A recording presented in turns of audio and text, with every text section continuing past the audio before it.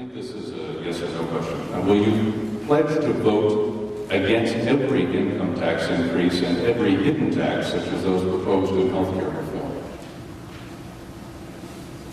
Yes. Would you agree to limit your term in office? If so, how many terms would you limit yourself to? Absolutely. I believe in term limits. I think that congressmen should have 12 years max. Frankly, what I would like to see is the Constitution amended and have House people have 4-year terms, 3 of those. Senators stay at 6 years and have two terms, so 12 years max, constitutional limits. All right, I believe these are answerable as well by a yes or no. Will you lead the fight to drill for oil in American fields? Yes, absolutely. I think we need to develop every... Oh, sorry. Will you lead the fight to build new nuclear power plants in the U.S.? Yes. Do you believe man-made pollution is a significant part of global warming? No. Do you believe Roe v. Wade should be weakened to any degree?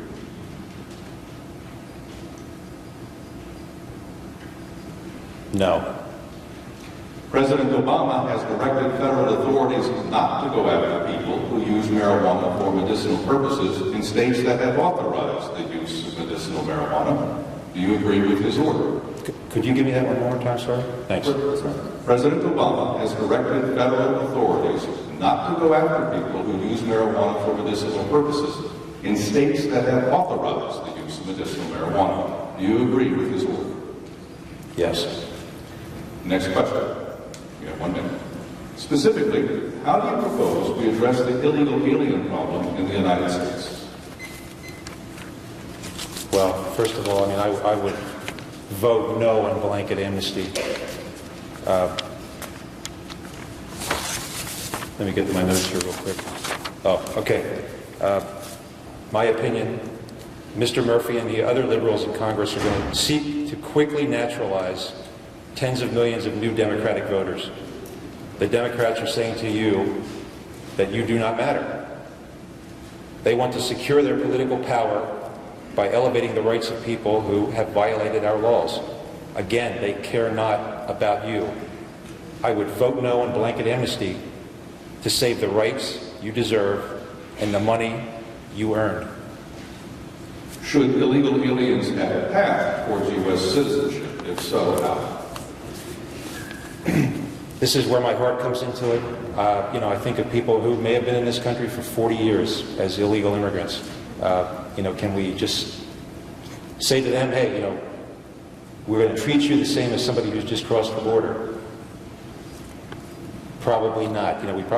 We might have to phase in something that, is a function of how long an illegal has been in the country, that they can and must pursue citizenship within a period of time, and if they don't, then they have to leave. But otherwise, if they do get citizenship within a period of time, they get naturalized. Should corporate executives who encourage illegal aliens to be in the United States because it's cheaper for them to do business with illegal aliens to be hauled off to jail? Absolutely. Next question. What is the most serious error in America's current national defense policy? Treating terrorists as if they're criminals. Terrorists, when I'm elected, I will seek to treat terrorists as illegal enemy combatants. I think we need not to close Gitmo, because what we're doing with these people instead is we're just bringing them to Illinois or Bermuda, or we're shipping them back to Yemen, and they're just, some portion of them are getting plowed back into the terrorist cycle. So my single biggest thing is that we must treat terrorists as illegal enemy combatants, keep Gitmo alive, and use military tribunals. I think that the New York City criminal trial of Khalid Sheikh Mohammed and the other co-conspirators is patently absurd. They can't be tried fairly after they have not been given their Miranda rights.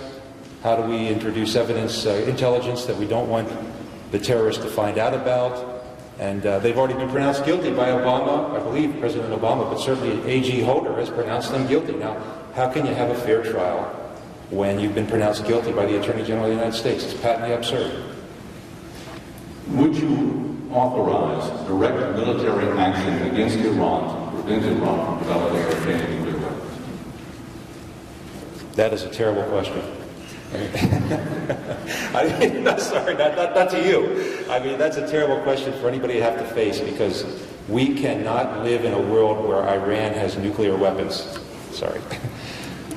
But we do not want to have another war. A war with Iran would be catastrophic and would just, I mean, we don't know the impact that that would have in the Middle East and on the world economy. So we must use diplomacy and economic sanctions and put pressure on the Russians, the Chinese, and every other trading partner of Iran to the maximum extent possible to avoid war and not let them have nuclear weapons. All right, in the brief 30 seconds or so that we have left, will 2010 be the year of the Tea Party? Why or why not?